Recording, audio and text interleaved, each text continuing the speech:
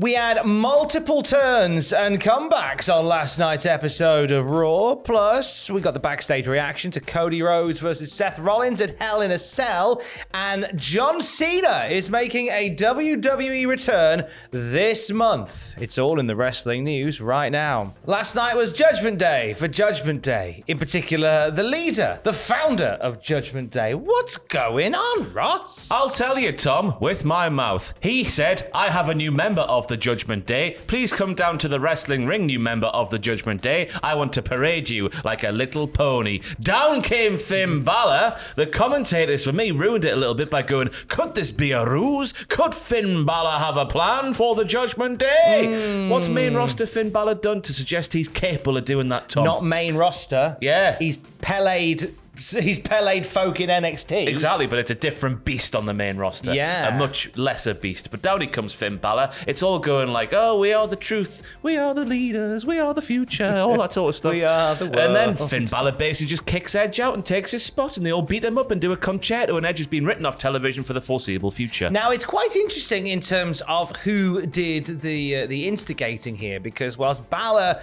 Balor spoke and said, hey, it was Rhea Ripley and it was Damian Priest that encouraged me to see the light. It was then Damian Priest that said, now we can, we can thin out the herd, we can get rid of the weak links, and that's you, Edge. And it was Damian Priest that led the attack. It was Damian Priest that put Edge through the table. It was Damian Priest that did the concerto to Edge as well, which suggests to me that whilst you think that Finn Balor, the veteran, founding member of the Bullet Club, Finn Balor, would therefore take over the role of leader of the Judgment Day, the Judgment Club. We said that upstairs, the Judgment Club. That could be the new name, and it sounds like a faction from Mean Girls. Don't make fetch happen. You can't sit with us. No. But it would seem like Balor was the leader, but in terms of the way all this played out, it feels like Damian Priest is the leader. It's the fantastic thing about weekly episodic professional wrestling television. We'll have to tune in next week to find out who is the leader. Leader. Why do we think that this has happened now? Because it feels quite sudden and quite early. I think it's just down to Judgment Day not working like I guess Edge and those involved hoped it would. And I think that's down to the very concept of the group. We are the truth. We will show you the light. We are on the mountain of omnipotence. Come and join us up here. We will show you the way. We've seen it all before in professional wrestling. There was nothing new to Judgment Day. Aesthetically, it looked fantastic. And I know people have compared it to Malachi Black and the House of Black on AEW, but I thought there was differences there. I thought it was a threesome. They looked fantastic. But what they were saying didn't really compel. See, I'm the opposite. I really liked the Judgment Day thing. I liked Edge as this leader of the younger talent. With Money in the Bank round the corner, I love the idea of Edge guiding Priest and Rhea Ripley to respective Money in the Bank wins, maybe. Obviously, Rhea Ripley going a slightly different direction for that event. But that now apparently not happening. So, I mean, you believe it's because Edge didn't think it was working? Do you think maybe, this is my spurious thinking, obviously with Cody being away, which we'll touch on in a second, is this maybe a requirement for a new babyface on that side? And that babyface being Edge, because when Damian Priest did the turn, boos were either piped in or boos were heard in the arena, and the segment definitely ended with Edge conked out on the floor and boos were ringing out as the new Judgment Club stood tall, which is very weird indeed, because I would have thought with Edge being the instigator, the patriarch of that Judgment Day, being a heel, I thought it would have been cheers for him being... No, well apparently he was stretched away as well during the break, and which suggests that he's going to take a little break and then come back, but I think people are keen to cheer Edge again. Yeah. I think we like cheering Edge. I think Rhea Ripley as well. I think that's another reason why the Judgment Day didn't work. I think people like Rhea Ripley could literally take Dominic Mysterio, right? Get him in front of Rey and murder him with a pickaxe, and she would still get cheers. Like, yes, that bitch be slain. I stand her. You know what I mean? She could do anything she wanted to, but she'd still get cheered. Yeah, and I don't think that was in Judgment Day's favour. Well, it'll be interesting to see what they do with Judgment Day now, with the combo of Balor, Priest, and old Rhea Ripley. Her name, I don't know what I learned today that pushed Rhea Ripley's head out of my Brian just then, but it did. Not the only bit of turnage taking place on Monday Night Raw, potentially a turn for the Dirty Dogs. Those damn dirty dogs being dirty, but are they dirty anymore? Are they actually clean dogs? Because they took down a big bloody heel, didn't they? They did. So they went as so MVP and Omos are having a chat in the ring, and Dolph Ziggler and Robert Roode interrupt them. First time we've seen them together since before WrestleMania. And this ends up with MVP getting very angry with them. Dolph Ziggler super kicking MVP, and then both of them taking a powder before Omos can get his big old mitts on him. Suggests that we've got a program between MVP, Omos, and the Dirty Dogs. Dirty Dogs is the goodies. Yes, but it would suggest to me that Omos is going to get his heat back. Suggesting that he had heat in the first place, I've got no idea. But it looks like he's going to flatten those two before going back to fighting someone else than Bobby Lashley, because he can't. Well, he can't beat Bobby, but he hasn't got Bobby's number. Many wrestling fans will believe that Seth got his heat back last night. So Cody seemingly, evening things off with Seth Rollins and eyeing up Money in the Bank, to which we're all going, come on. I thought I was back in 2007 watching John Cena or something like that. Hearing that promo. What is that? There's a chance. The Money in the Bank has eluded me my entire career, said Stephen Fry and Cody Rhodes. Could I be back in a month to get the Money in the Bank? And then Rollins comes down and says, your dad would have been very proud. Ha ha, I came down to shake your hand. Ha ha. He walks off. It's all fantastic scenes. Cody's crying, of course. There's not a dry eye in the house. Cody's giving the big hoo-ha as he's walking down the ramp. But who attacks him from behind?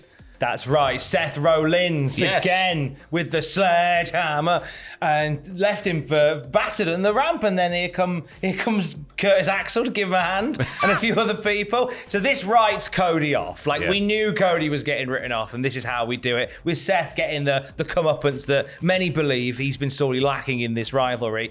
They announced later on in the night that Cody's undergoing surgery tomorrow. I think a few sites said Thursday. I think it's tomorrow. Either way, it's this week. It's tomorrow, and I think we won't see him again until the Rumble. Yeah, I just think it writes itself, Tom. Mania writes itself. We said it this morning. I know we did. We said it yesterday. We said it last month when we last did a news video. There you go. It all writes itself. Cody comes back, wins the Rumble, goes on to take the title from the tribal chief. Easy for me to say. It just writes itself. So are you saying that Roman will continue to be the champion until Mania? Yeah. Are we, okay. The one in Los Angeles. Many people saying The Rock will be there in some sort of form or fashion. I'd rather see Cody versus Roman. Oh, would you not? I would, yeah. I just wonder what with his schedule changing, whether he's going to get past the line at Clash at the Castle, because we've got opponents lined up for Roman, which we'll talk about in the next news video. And I feel like the end of the line is coming with Clash at the Castle. That was a big thing for me, a realization, and I was shooting WTF yesterday that Cody's going to miss that show now.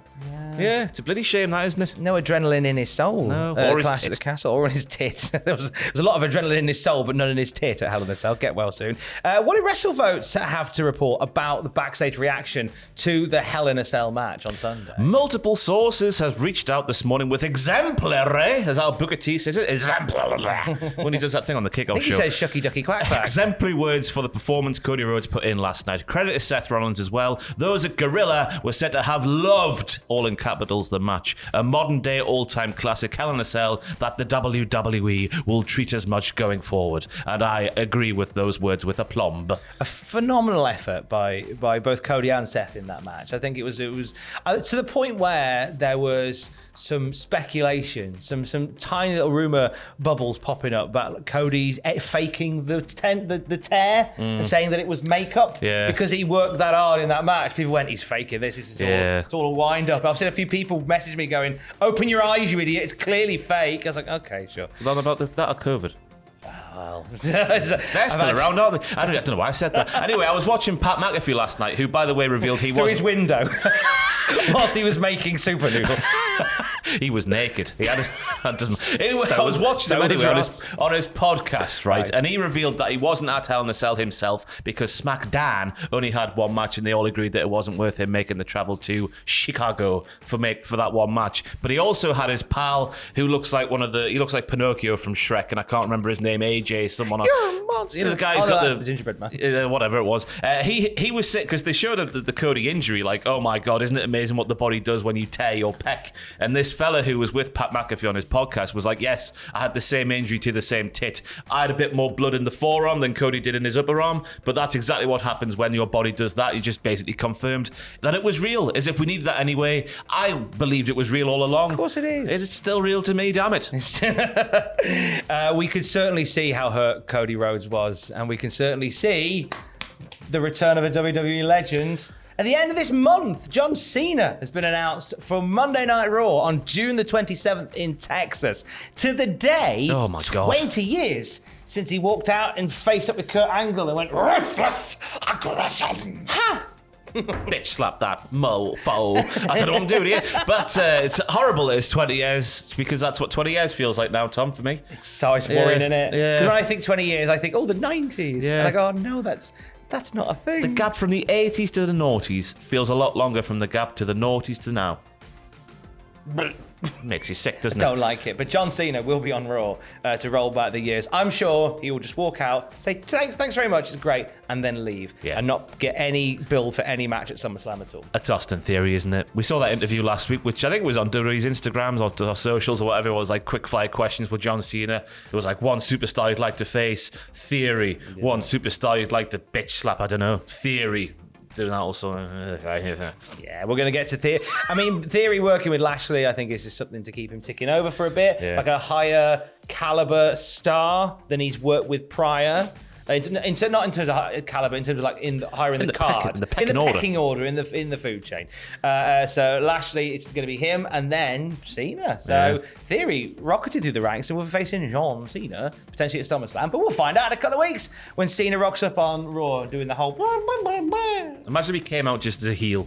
A stoic Chris Jericho, Nick Bockwinkel-esque heel. Oh! Imagine. It's not going to happen. We've been saying this for 20 years nearly. But there we go. That'd be fun. Or if he walks out in just those tights again, like in 2002, and just pretend, and just redoes his entire career. Out even. What a time that would be.